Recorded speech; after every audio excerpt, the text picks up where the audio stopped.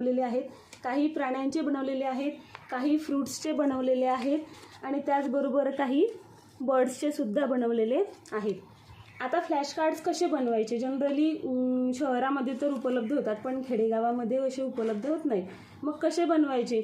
तर सोपं आहे. आपल्याकडे एखादा वेस्टेज कागद वगैरे असतो, काही पुठ्ठे असतात वेस्टेज, आणि आपली जी मोठी मुलं असतात घरातील त्यांची जी पुस्तकं असतात कॉन्व्हेंटची, ती आपल्याकडे वेस्टेज पडलेली असतात, आपण ती सहज रद्दीमध्ये फेकून देतो. तर ती रद्दीमध्ये न फेकता आपण त्यातलेच हे जे असे चित्र आहेत हे छान असे छोट्या छोट्या आकारामध्ये कट करून घ्यायचे. त्यानंतर बघू शकता तुम्ही हे अशा प्रकारचे पुठ्ठ्याचा कागद आहे आणि पुठ्ठ्याचे ते कागद मी असे कापून घेतलेले आहेत आणि त्यावर आपल्याला हे पेस्ट करायचे आहेत. फक्त एवढंच आपल्याला बघायचं आहे पेस्ट करताना आणि कट करताना की तो जो आकार आहे त्या प्राण्याचा किंवा त्या विशिष्ट चित्राचा, तर तो आकार मुलांना व्यवस्थित ओळखायला यायला पाहिजे. आता जसं की हे एलिफंटचं